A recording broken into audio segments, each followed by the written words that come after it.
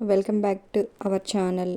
మనం నా ప్రేమ సామ్రాజ్య దేవి పార్ట్ 1 కంటిన్యూషన్ పార్ట్ 2 ఈరోజు మనం తెలుసుకుందాము. శివ అలా అనగానే కోపంగా చూసి పైకి లేచి సరిగ్గా నిల్చుంది శక్తి. కండక్టర్ టికెట్ అనగానే పాస్ అంది శక్తి. చూపించమ్మా, పాస్ అంటే ఎలా అని అరుస్తున్నాడు. అంత రష్లో పాస్ ఎలా తీస్తాం అని విసుక్కుంటూ బ్యాగ్ తీసి పాస్ తీసి ఇచ్చింది శక్తి. అదే టైంలో డ్రైవర్ సడన్ బ్రేక్ వేయడంతో మళ్ళీ శివ మీద పడింది శక్తి. మళ్ళీ ఓయ్, మర్యాదగా వదులు, ఏంటి ఊరుకుంటుంటే ఎక్కువ చేస్తున్నావు అన్న శక్తి కోపంగా. ఏంటి ఎక్కువ చేసేది? కామ్గా నిల్చున్న వాడి మీద నువ్వు ఇలా పడుతుంటే ఎలా ఉంటుందో నీకు తెలియాలి కదా, అందుకే ఇలాగే ఉండు కాసేపు అన్నాడు శివ. అటూ ఇటూ కుదులుకొని వదిలించుకోవాలని చూసిన శివ కూడా వదలకపోవడంతో ఇంక చేసేది లేక, ప్లీజ్ వదలవా, ఈసారి అస్సలు నీ మీద పడను అంది శక్తి బుంగమూతి పెట్టుకొని. నా మీద పడక ముందున్న వాడి మీద పడతావా? అప్పుడు చస్తావు నా చేతిలో, అందుకే ఇలాగే ఉండు అని ఏం తెలియనట్లు వేరే వైపుకు తల తిప్పుకున్నాడు శివ. అలా పట్టుకుంటే ఏదోలా ఉంది శక్తికి. గుండె వేగంగా కొట్టుకుంటుంది. శక్తి వాళ్ళ ఊరు వచ్చే వరకు అలాగే పట్టుకొని నిల్చున్నాడు. దిగాల్సిన స్టాప్ దగ్గరికి వచ్చేసరికి శక్తిలో సడన్ టెన్షన్ మొదలైంది. ప్లీజ్ ప్లీజ్ అని శివని రిక్వెస్ట్ చేస్తూ ఉంది శక్తి. శక్తి అలా బ్రతిమిలాడుతుంటే లోపల పిచ్చి సంతోషంగా ఉంది శివకి. పొద్దున నేను చూసిన శివాంగి నువ్వేనా అని కూడా నవ్వు వచ్చింది. బస్ ఆగగానే శక్తిని వదిలిపెట్టాడు శివ. దేవుడా అనుకుంటూ బస్ దిగి కింద నుంచి కోపంగా శివ వైపు చూసింది శక్తి. ఓయ్, కోపంలో కూడా ఎంత ముద్దుగా ఉన్నావే అనుకుంటున్నాడు శివ మనసులో. ఇంటికి వెళ్ళినా కూడా తర్వాత కూడా శక్తికి లోపల మొట్టమొదటిసారిగా ఒక అబ్బాయికి అంత దగ్గరగా ఉండడం, అతను అంత చనువుగా హక్కుగా మీదికి లాక్కున్నా తను ఏం మాట్లాడకుండా చూస్తూ ఉండడం తనకే ఆశ్చర్యంగా ఉంది. రాత్రి భోజనం అయి పడుకున్న తర్వాత కూడా శక్తిలో ఇవే ఆలోచనలు. కిటికీలో నుంచి చందమామను చూస్తూ ఓయ్, ఎవరు నువ్వు అని అంటూ ఉండగానే మేడ మీద నుంచి చల్లని గాలి తాకుతూ వెళ్ళింది. అది ఎలా ఉంది అంటే పొద్దున ఆ అబ్బాయి మెడ మీద ఊదినట్లుగా ఉంది శక్తికి. మరుసటి రోజు బస్ ఎక్కగానే శక్తి కళ్ళు అనుకోకుండా అతనిని వెతకడం మొదలుపెట్టాయి. కానీ అతను కనిపించలేదు. కొంచెం నిరాశగా కాలేజీకి వెళ్ళిన శక్తి కళ్ళు ఒక దగ్గర ఆగిపోయాయి. అబ్బాయి పేరేంటబ్బా, ఏంటో చెప్పాడు. ఓకే, శివ. ఇతను ఇక్కడున్నాడేంటి అనుకుంటుంది శక్తి మనసులో. ఇంతలో ఒక అమ్మాయి శివ దగ్గరకు వెళ్ళి ఏదో మాట్లాడడం శక్తి గమనించింది. స్వప్న, అది రాధా కదూ అంది. ఇక్కడే జాయిన్ అయిందా? నాకు కనిపించలేదే అంది శక్తి. అవునే, అది కూడా ఇక్కడే జాయిన్ అయింది. నాకు నిన్నే కనిపించింది. నీకు చెప్దామనుకొని మర్చిపోయాను అంది స్వప్న. అవునా, అది ఆ అబ్బాయితో మాట్లాడుతుందేంటి అని అడిగింది శక్తి. ఆ అబ్బాయి వాళ్ళ అన్నయ్యంట, మనకి సీనియర్. నీకు తెలియదు కదా, కాలేజీ టాపర్ అంట. అందరికీ అతనంటే భయం అంట. అమ్మాయిలకు డ్రీమ్ బాయ్ అంట అంది స్వప్న. ఆ మాటలకి కళ్ళు తిప్పుతూ ఇవన్నీ నీకెలా తెలిసే అంది శక్తి. నిన్న బస్ స్టాప్లో అందరూ అతని గురించి మాట్లాడుకుంటున్నారు అంది స్వప్న. మరి ఎప్పుడూ కనిపించలేదే కదే అంది. అది ఎలా అంది శక్తి. ఇక్కడ వాళ్ళ పిన్ని వాళ్ళు ఉంటారంటే మొన్నటి వరకు ఇక్కడి నుంచే కాలేజీకి వచ్చేవాళ్ళంట. ఈ సంవత్సరం ఏమైందో ఇంటి దగ్గర నుంచి వస్తున్నాడు. అందుకే నిన్న బస్ స్టాప్కి వచ్చాడు. అందుకే స్వప్న, మరి మన బస్సు వాళ్ళ ఊరు వెళ్ళదు కదా అంది ఆశ్చర్యంగా శక్తి. ఒక బస్ వెళ్తుంది కదే అంది స్వప్న. నిన్న 2 సార్లు అతను వేరే బస్ ఎక్కాడు కదా అంది శక్తి. ఏమో, ఆ సంగతి నాకు కూడా తెలియదు. పోనీ రాధని అడుగుదామా అంది స్వప్న. వద్దు వద్దు, అతను అతని ఎందుకు ఎందుకు పద క్లాస్కి వెళ్దాం అంది. శక్తి క్లాస్కి వెళ్తూ వెళ్తూ వెనక్కి తిరిగి శివ వైపు చూసింది. శక్తి వైపు చూస్తున్న శివ శక్తి తన వైపు చూడగానే నవ్వుతూ కన్ను కొట్టాడు. అది చూడగానే శక్తి ఒక్కసారిగా తల తిప్పుకొని బాబోయ్, వీడు మామూలోడు కాదే అనుకుంది. వీడికి కొంచెం దూరంగా ఉండాలి అనుకుంటుంది శక్తి మనసులో.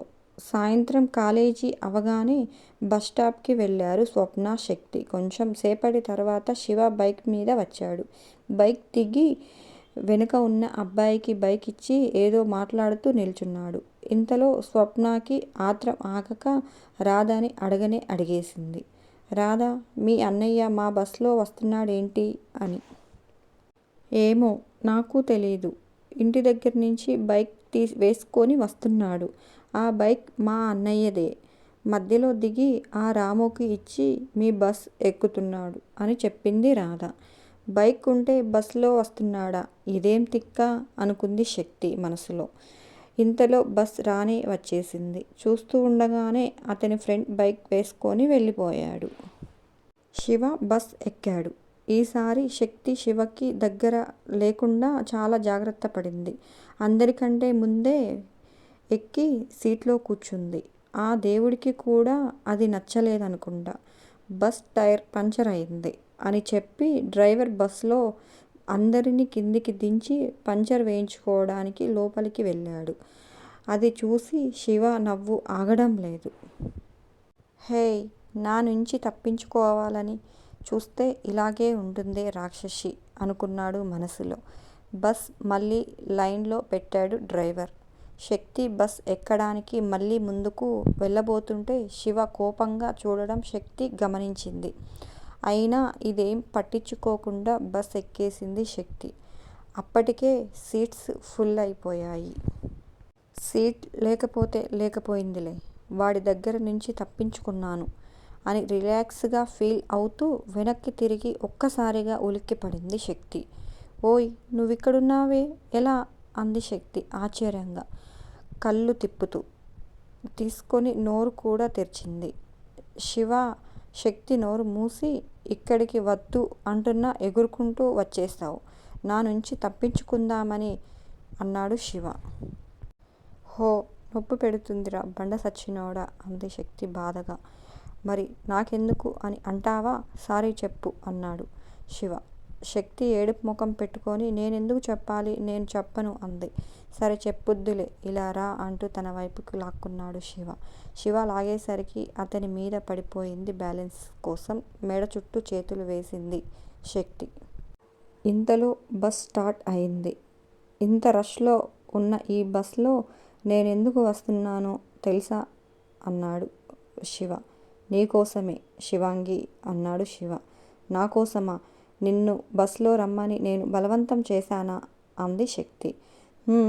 ఇలా హగ్ చేసుకుంటావని తెలిస్తే లాస్ట్ ఇయరే వచ్చేవాన్నే కదా అన్నాడు శివ నవ్వుతూ. అప్పటికి కానీ గుర్తు రాలేదు శక్తి తన చేతులు శివ చుట్టూ మెలవేసుకొని ఉన్నాయని. అంతే, ఒక్కసారిగా శివని తోసేసి తన ఫ్రెండ్ వైపు వెళ్ళిపోయింది. ఇంటికి వెళ్ళిన శివ మాటలే, శివ స్పర్శే శక్తిని వదలడం లేదు. చదువుకోవడానికి బుక్స్ తీసిన శివ ఆలోచనలే వస్తున్నాయి. హో గాడ్, నువ్వు బాగా డిస్టర్బ్ చేస్తున్నావురా బాబు, ఇంకా నాకు దూరంగా ఉండాలి. పొద్దున్నే లేవడం కొంచెం కష్టమైనా సరే రేపు ముందు లేచి 8 గంటల బస్కే వెళ్ళిపోవాలి అని అనుకుంటుంది శక్తి మనసులో. అనుకున్నట్టుగానే శక్తి ముందుగా లేచి రెడీ అయ్యి ముందు బస్ స్టాప్కి వెళ్ళింది. అప్పుడే బైక్ మీద ఎవరినో ఎక్కించుకొని వెళ్తున్న శివని చూసి, దేవుడా, ఈరోజు వీడు బస్లో రావడం లేదా, అనవసరంగా ముందే లేచానే అనుకుంటుంది శక్తి మనసులో. ఆ రోజు బయటకు వెళ్తూ శక్తిని చూడలేకపోతున్నానే అనే బాధపడుతూ ఉన్న శివకి శక్తిని బస్ స్టాప్లో చూడగానే చాలా హ్యాపీ అనిపించింది. దేవుడా, నేనంటే నీకు ఎంత ప్రేమ స్వామి, బస్ వచ్చాక గాని రాదు ఈ శివాంగి అలాంటిది నా కోసం అరగంట ముందే వచ్చేలా చేశావా? నీకు కోటి నమస్కారాలు.